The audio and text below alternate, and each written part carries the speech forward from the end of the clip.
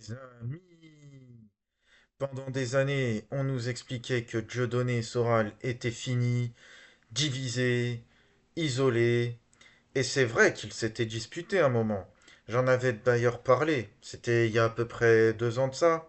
J'avais déjà tenté un petit comeback sur YouTube. Bref, entre-temps, l'eau a coulé sous les ponts, ils ont fait la paix, et là, boum, on les retrouve réunis avec Francis Lalanne et Pierre Jovanovic pour parler d'Epstein. Alors, question simple, réconciliation sincère ou panique générale depuis que certains dossiers sortent? Parce que quand la dissidence française s'unit, c'est rarement pour parler météo. Aujourd'hui, on décortique ce débat explosif.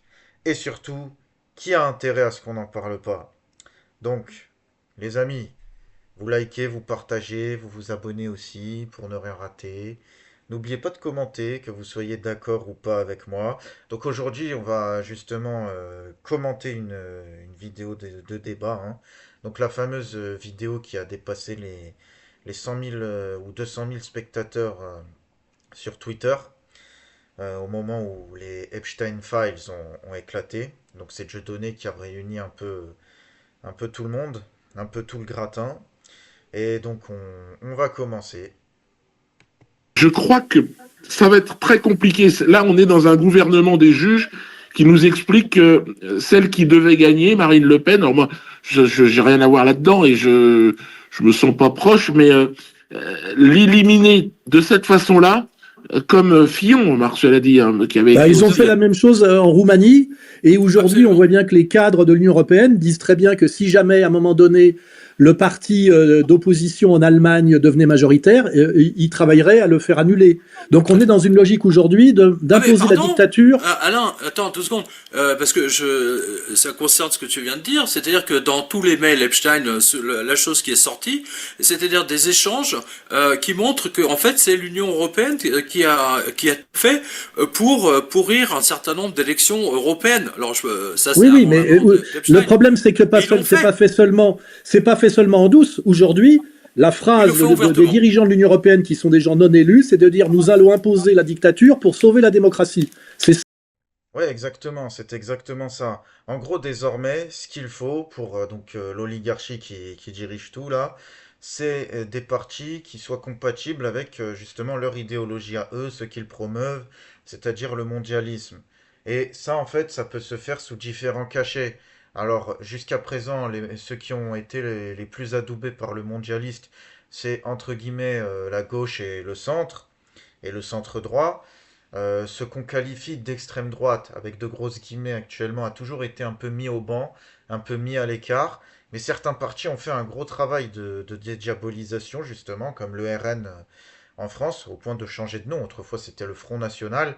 Mais bon, on a compris avec le temps, pour se détacher un peu voilà, de l'héritage de son père et tout ça, ben Marine Le Pen, elle a un peu édulcoré le tout. Elle a changé le Front National en Rassemblement National.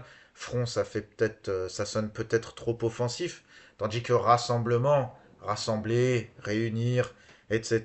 Bref, tout ça pour se dédiaboliser et pour montrer patte blanche finalement. Parce que moi, je pense pas que le RN soit anti-mondialiste. De toute façon, il y a un marqueur très simple, c'est celui de l'Union européenne. Tu veux rester dans l'Union européenne, t'es mondialiste pour moi. Ça peut être à différents degrés, à différentes échelles, il n'y a pas de souci, mais voilà, voilà. Donc on va continuer, on va avancer un petit peu ce débat, parce que oui, des fois il se répète un peu et tout, donc je t'épargne les répétitions. On continue. Le droit, la loi et la justice. Et à un moment donné, le bon juge, c'est celui qui va faire régner la justice malgré le droit et qui va faire appliquer la loi ou le droit malgré la loi. Et ça, aujourd'hui, on est dans ce paradoxe. Mais dans le paradoxe que tu décris, il y a des hommes, il y a des femmes qui sont derrière tout ça. Et moi, je pense qu'aujourd'hui en France, où vraiment on a jacobinisé à outrance ce qu'on appelle abusivement la démocratie, je pense que la justice on peut y avoir recours encore. Avec Dieudo, on a gagné, à 3 reprises, on a fait condamner le préfet. C'était le préfet T'as de rien Paris. gagné du tout, Francis, arrête. T'as rien gagné du tout. T'as peut-être gagné sur le papier, mais Non, mais excuse-moi, je vais te Non, mais répondre. franchement, t'as rien. Qu'est-ce que vous avez gagné? On Alors, a- chaque, écoute, chaque semaine, chaque fois que Dieudonné sort, les flics et les gendarmes sont là. T'as gagné quoi? Bon, d'abord, tu vas te calmer. D'abord, tu vas te calmer. Non, non, tu Et me donnes puis- pas d'ordre, Francis. Non, non, ça mais va. toi, tu ne cries pas dessus. Donc, je vais te oui, répondre calmons-nous, calmement. calmons-nous. Calmons-nous. Alors, alors, ce passage-là est intéressant. Il est intéressant dans la mesure où là, je trouve que Jovanovic, même si sur la forme, il peut paraître un peu dur, mais il a raison. Et il a raison, les amis. Non, c'est vrai, malheureusement, il n'a rien gagné, Lalanne et ses compagnons-là, face à la justice. Faut arrêter 2 minutes de rêver. Je le trouve peut-être. Alors, il est sympathique, Lalanne, il n'y a pas de souci. Mais il est peut-être un peu trop idéaliste. Hein. Euh, Enfin, moi, je me rappelle, pendant la période du Covid, avec tous ceux qui manifestaient et tout, là, les Divisio, tout ça, on nous faisait croire à des... En fait, on nous donnait de l'espoir, mais pour rien. Par exemple, quand Divisio nous disait que, ouais, ils n'ont pas le droit de faire ça, d'assigner à résidence les gens et tout, en réalité, si, l'État, c'est dans la loi, c'est comme ça, on vit en dictature, faut te réveiller. La Cinquième République, c'est une monarchie présidentielle. Ok, si le président il veut que tu te balades en slip dans la rue, bah tu le feras. Et s'il veut que tu le fasses à poil, tu le feras aussi. Hein, je suis désolé, mais c'est comme ça. Donc, on nous a donné parfois un peu de faux espoirs. En fait, ce genre de discours-là que tient Lalanne, bah, ça s'inscrit dans cette logique-là. C'est de nous faire croire qu'on gagne des luttes, mais non, en fait, on gagne que dalle. Donc, sur ce point-là, Jovanovic, et il a raison de le réveiller un peu, hein. Non, ils n'ont rien gagné, mais rien gagné du tout. Donc voilà. Maintenant, on peut redire des choses sur la forme et tout ça, hein, mais je dis pas qu'il a eu raison de le reprendre de cette manière-là, mais il a eu raison de le reprendre. Donc on va continuer. Moi, je suis condamné systématiquement, pas simplement sur mon nom, tu vois, sur mon nom, même pour des trucs que j'aborderai pas, mais des broutilles qui n'ont rien à voir. Dès qu'il y a mon nom qui apparaît, c'est déjà, comment dirais-je, je pars avec un handicap énorme, tu vois. Et Oui. ça, en réalité, Dieudo et moi, depuis des années, on en appelle en fait au tribunal populaire, au tribunal du peuple. C'est-à-dire qu'on on fait en sorte de rester audible. Mais tu vois que là-dessus aussi, on se fait massacrer. C'est-à-dire que compte YouTube fermé, Facebook fermé, TikTok fermé, Instagram fermé. Moi, si je passe autant chez les autres, c'est parce que chez moi-même, chaque fois que j'ouvre un compte YouTube et qu'il atteint 100 000 abonnés, il est fermé. Et je te rappelle que la patronne de YouTube France s'est vantée à la télévision il n'y a pas longtemps de dire qu'il y avait un bouton qui était directement à la LICRA pour qu'eux puissent appuyer directement sur le bouton fermeture du compte. Donc on sait, tu vois, on sait comment ça se passe. Et là, Malheureusement, ça ramène toujours aux mêmes hiérarchies communautaires. Oui, alors bon, il allait extrapoler sur la communauté juive organisée, tout ça. Bon, bref. Alors, je trouve ça intéressant de parler un peu de la censure, justement, sur les réseaux sociaux. Donc, Soral, évidemment, dans son cas, c'est très axé sur la censure liée donc à la communauté juive.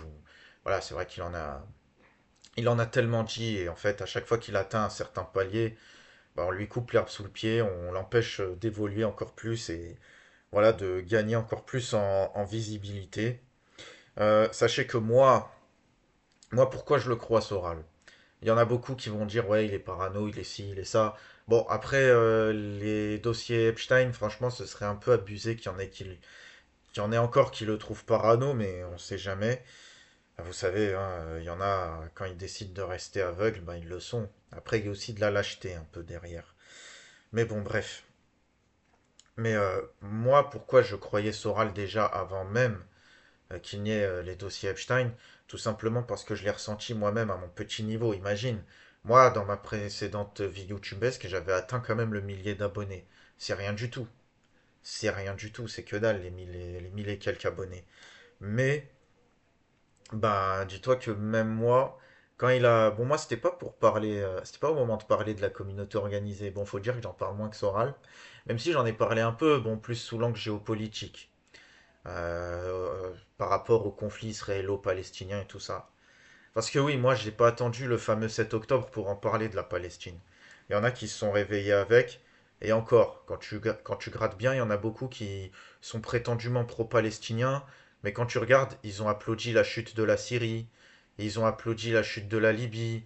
Là, bientôt, ils vont applaudir la chute de l'Iran, qui, je l'espère, n'aura pas lieu. Hein, que Dieu nous en préserve. Mais voilà, on a tous un peu peur là actuellement. Donc voilà, dis-toi que moi, à mon niveau, je l'ai ressenti, notamment quand il a fallu parler de la maladie qu'on n'a pas le droit de nommer, le coco. Alors là, j'ai eu enfin, j'ai eu beaucoup de censure, j'ai eu beaucoup de vidéos qui ont sauté, qui ont été limitées, qui ont eu une limite d'âge alors qu'elles commençaient à faire des vues. J'ai eu plein de choses comme ça. En fait, quand tu atteins un certain palier, on t'empêche de toucher une audience plus large. Donc oui, là-dessus, je le crois, Soral. Donc, encore une fois, on va avancer. Il y a un passage intéressant à peu près vers là, normalement. Moi, j'ai une question à vous poser, c'est qu'on a dépassé les 100 000 personnes. Là, c'est juste, je crois que c'est la première fois que je vois un truc comme ça. Comment vous expliquez cet intérêt des gens qui sont face à nous pour ce débat, sur ce sujet aussi? Bah, Et permets-moi de te rappeler que le ouais, sujet, quand même, c'est Ariane de Rothschild. Quand même, et ouais, Dieudonné. C'est ça le sujet qui rassemble d'accord, les 100 000 d'accord. personnes. Enfin, je sais pas, a priori. Hein. Et qu'est-ce qui fait qu'ils sont intéressés par ce sujet? Qu'est-ce que ça évoque, selon toi, pour la plupart des gens qui nous regardent? Parce que Eh ben, c'est Alors c'est du moi, ce qu'on c'est appelle ciblagement. Pardon. c'est ce qu'on C'est appelle le complotisme, non? Le complotisme, c'est quand même les médias dominants parlent de complotisme en permanence et les gens, à force d'entendre ce mot étrange, ont fini par aller voir sur les réseaux sociaux et se sont rendus compte que, ce qu'on me dit moi souvent, je suis allé voir ce que tu racontais. On m'avait dit que tu étais un fou et un monstre, et je suis allé voir, et c'est finalement ce que tu dis a l'air assez cohérent et intéressant. Et je pense qu'il y a quand même depuis des années qu'on dénonce notre complotisme, des gens de plus en plus nombreux qui se sont intéressés à ce qu'on faisait toi ou moi, ou toi et moi, et en fait ça suscite un intérêt grandissant. Et c'est d'ailleurs ce qui inquiète le pouvoir, et tant mieux, c'est que aucun ministre en exercice aujourd'hui, et peut-être même pas Macron lui-même, si il improvisait une soirée sur X comme tu le fais, je suis pas sûr qu'il ferait 100 000 vues comme toi. Mais il a carrément raison, Soral. Il a carrément raison. Et je vais aller dans son sens là, pour le coup. Moi, vous savez, j'avais manifesté à l'époque contre le pass sanitaire et tout ça. Et du coup, j'ai eu l'occasion de parler à quelques gens. Voilà, c'était quand même un bon moment pour sociabiliser. Ça n'a strictement servi à rien d'un point de vue politique, et ça, je le regrette. Mais au moins dans ce genre de moment, c'est quand même bien de se rendre à des rassemblements, des manifs et tout, pour se rendre compte quand même qu'on n'est pas seul à penser de telle ou telle façon. Voilà, qu'il y a d'autres gens qui pensent comme nous, et on était quand même assez nombreux. Ça, je le dirai toujours. Les chiffres des médias mainstream étaient faux, étaient bidons.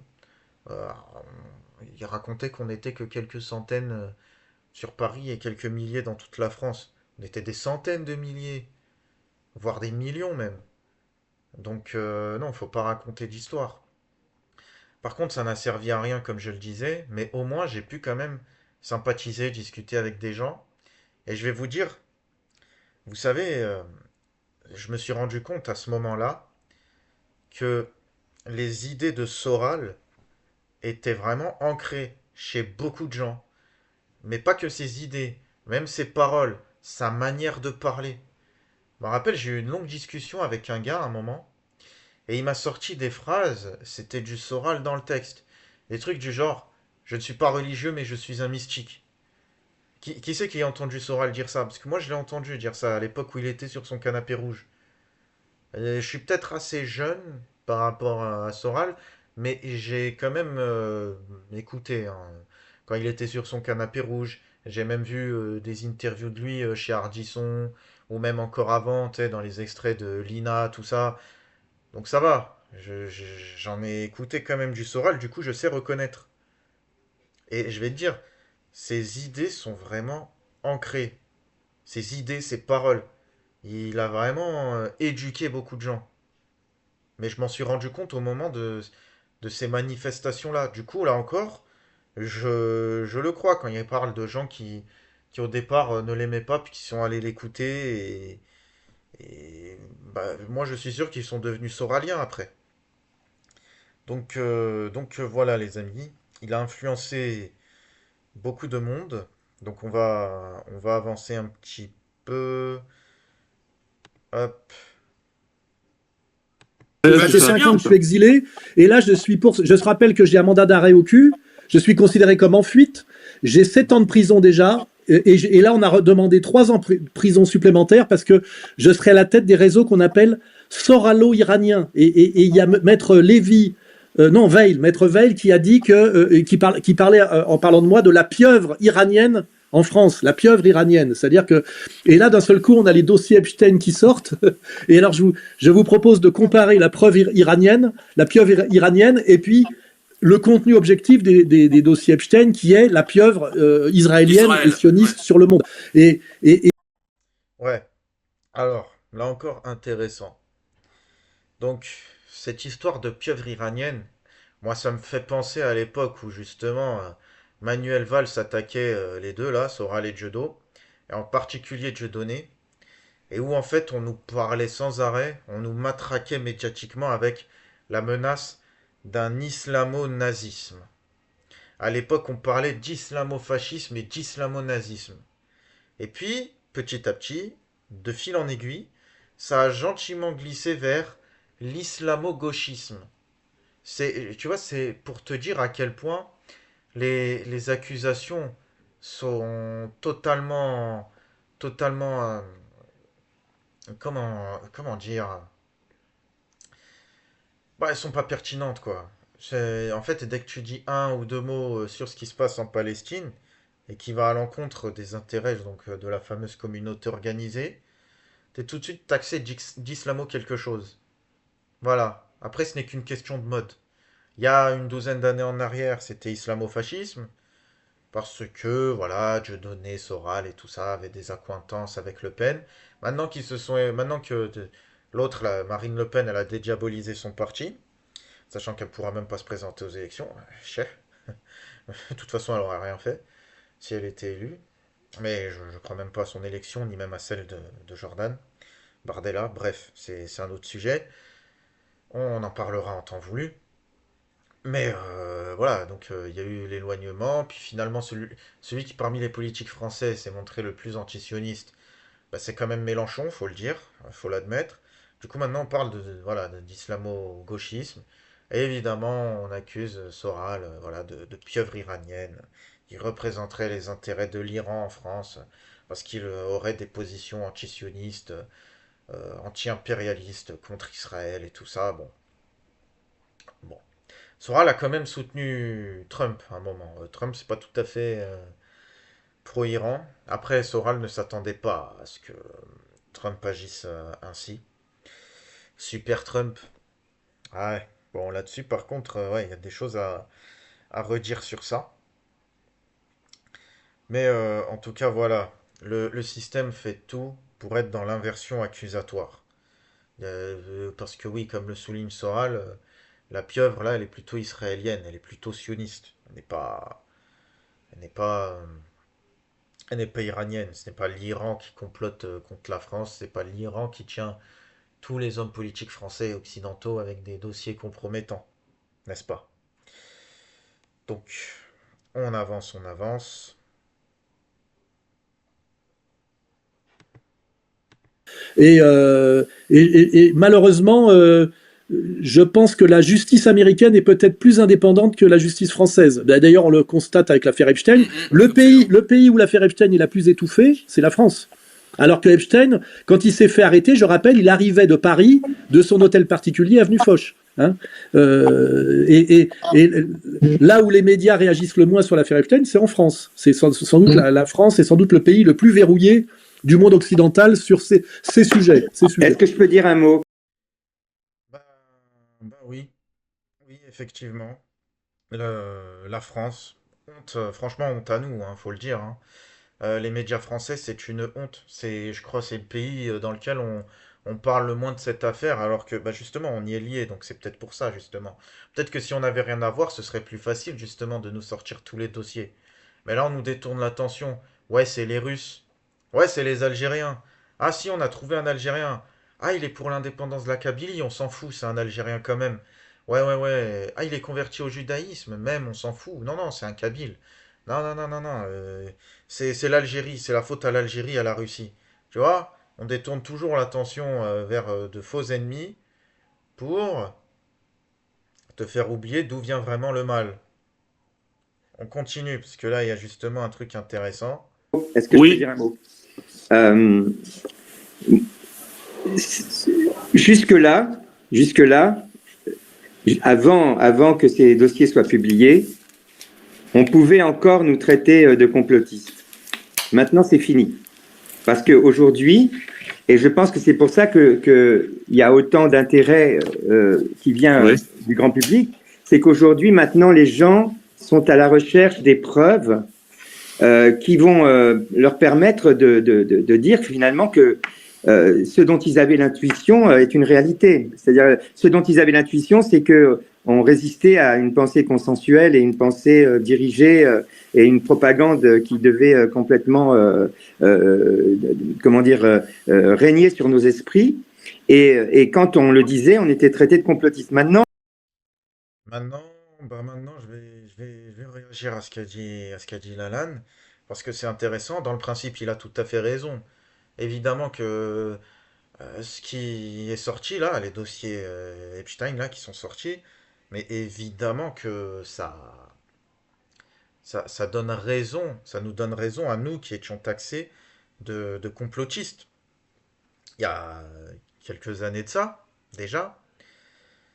Par contre, faut bien se rendre compte d'un truc. Il y a des gens qui nous traiteront toujours de complotistes. Même après ça, tu pourras leur montrer des sacrifices en direct de bébés avec des scènes Edo Hill. Je fais exprès de pas prononcer certaines lettres, qu'ils te diront toujours complotistes. Il y en a, ils sont dans une négation du réel. C'est fini pour eux. Maintenant, ceux qui se réveillent désormais, bah écoutez, bienvenue. Bon, c'est un peu tard quand même, hein. Vous vous réveillez avec trois picouzes dans, dans le derrière, mais bon, c'est pas grave. On dit qu'il est jamais trop tard. On va donner du crédit à cet adage. Mais bon. Donc, on va avancer un petit peu. Alors, le prochain moment intéressant, c'était à peu près là. Jusque boutisme malhonnête. Et moi, je disais récemment, à cause de Gaza, on va vers un antisémitisme mondial, ce qui n'a jamais existé. Et je disais même, il va falloir se souvenir demain que nous sommes des chrétiens, c'est-à-dire commencer à se poser la question de la déferlante, tu sais, de Oui. colère, qui en général ne procède pas des gens comme nous, puisque nous, en fait, d'abord, on s'est jamais soumis vraiment, donc on n'est pas dans tu sais, dans le règlement de compte de gens. Et rappelons-nous que les gens qui ont rejoint Pétain en 41 à Vichy avaient tous voté Front Populaire, hein, je le rappelle, hein, c'était quand même la gauche, tu vois, donc on ne sera pas de ceux-là. Et moi, ça fait des années que c'est ma thèse, de dire finalement, c'est vous qui faites monter l'antisémitisme par cette persécution systématique. Mais par vous, malheureusement, Alain, par vous, il faut attention à ce on veut dire par vous, hein, parce que il faut pas. Bon, là, Lalanne, il allait reprendre Soral sur justement la communauté juive et tout, comme quoi c'est pas tous les juifs qui sont comme ça, etc. Bon, oui, on est d'accord, évidemment. Il faut toujours le rappeler. Mais c'est intéressant quand même la réflexion sur l'antisémitisme qu'a dit Soral, ainsi que sur la collaboration. Moi, je vais te dire une chose, oui, les juifs qui participent à ça, en fait, par la négative, ils font monter l'antisémitisme en faisant fi de lutter contre. En fait, c'est ça qui va frustrer les gens et qui va pousser à l'antisémitisme. Si t'empêches les gens de juste, tu vois, parler, s'exprimer, dénoncer certaines choses, défendre certaines causes, comme la Palestine, si t'es accusé direct d'antisémitisme, dès que tu fais ça, bah oui, ça va créer du racisme, ça va créer de l'antisémitisme. Bien évidemment. Bien évidemment. Et moi, je vais te dire un truc. Tu sais, il y en a beaucoup aujourd'hui qui font genre. Ils sont pour Israël et tout, mais à l'époque de la collaboration, la vraie, ils auraient collaboré à fond. Faut pas croire qu'ils aiment vraiment les juifs. C'est juste qu'ils sont aussi complotistes, voire plus, que des gens comme Soral, Dieudo, moi, Lalanne et tout ça. Ils croient effectivement qu'il y a une communauté juive qui chapeaute tout, voilà, mais au lieu de lutter contre, en fait, par intérêt personnel et par peur, en fait, ils vont se ranger de leur côté pour pas avoir de problème. Mais en réalité, ces gens-là ne pensent pas vraiment du bien des juifs quand tu réfléchis bien. Au contraire, ils y croient, ils sont autant, voire plus complotistes que nous. Mais justement, ils essayent d'agir de manière fourbe. Or, personne ne peut ruser avec le diable. Je ne dis pas que les juifs c'est le diable. La communauté organisée qui tient en otage les juifs, oui, c'est le diable. Le diable, il est partout, hein, de toute façon. Il n'est pas que chez eux, hein, attention. Mais voilà, c'est le diable. On ne peut pas ruser avec le diable. Donc, puisqu'on parle du racisme, il y a un passage intéressant vers ici. De problématique, et ce que d'ailleurs Fuentes l'a fait remarquer parce qu'il est tout sauf bête, c'est qu'on a un Epstein en permanence qui dialogue avec ses coreligionnaires et qui dit nous manipulons des goyes. Et moi j'aimerais quand même qu'on n'oublie pas ce petit mot. On a des gens qui se comment dirais-je, se présentent comme juifs et qui disent qu'ils manipulent des gens qu'ils méprisent et qu'ils prennent pour des imbéciles ou des esclaves et qu'ils appellent les goïms. Voilà. J'aimerais quand même à un moment donné, puisque c'est quand même peut-être le fond du dossier, c'est que nous, goïms, quand on refuse de se laisser humilier par ces gens-là, c'est-à-dire le gang Epstein, qui est une mafia, on se fait condamner pour racisme. C'est quand même le fond du problème. Alors que moi, j'ai toujours prétendu président d'un mouvement qui s'appelle Égalité et Réconciliation, hein, pas peuple élu et terre promise ou ni pardon ni oubli. Hein, j'ai été systématiquement condamné pour racisme, hein, alors que je suis fondamentalement un antiraciste et que Dieudonné, qui soit un métis, c'est-à-dire un antiraciste structurel, puisqu'il est noir et blanc en son sein, a été systématiquement condamné pour racisme par des gens qui eux-mêmes sont à la tête d'instances communautaires se revendiquant d'une idéologie qui prétend bien qu'ils sont le peuple élu, hein, et que la terre leur a été promise. Je suis désolé, mais là-dessus, on ne peut pas s'asseoir là-dessus. Alors, effectivement, il y a une grosse inversion accusatoire de racisme, d'antisémite. Donc, c'est des gens quand même chez qui, donc en Israël, votent sans arrêt pour voilà l'extrême droite, Netanyahou et tout ça. Mais ici en France, ils viennent, ils se font passer pour antiracistes. Voilà. Dès que tu dis un truc contre eux, c'est comme ce que je disais tout à l'heure, c'est que t'es antisémite, c'est que t'es raciste, etc. Au point où ils ont effectivement accusé Dieudonné de racisme. Après, il y a un truc aussi qu'il faut quand même souligner. Ils ont été très malins et très pervers.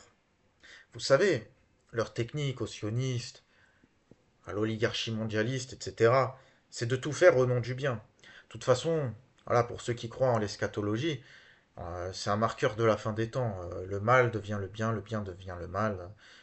Voilà, on inverse tout. L'homme est femme, la femme est homme, etc. Bref, on va pas faire trop de religion ici, mais voilà, je pense que tu as capté.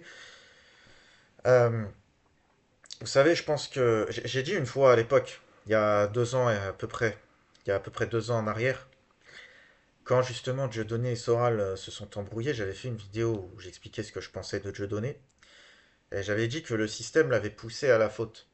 Tu sais, quand il a invité Forisson à la main d'or, euh, quand il est devenu pote avec Le Pen, etc. Même si Le Pen, Jean-Marie, hein, je parle de Jean-Marie Le Pen, bon, à la fin de sa vie, il avait un peu changé, mais il était devenu plutôt ouais, il avait basculé dans l'anti-impérialisme, il était contre les interventions partout, les interventions américaines, il voulait pas qu'on intervienne en Iran.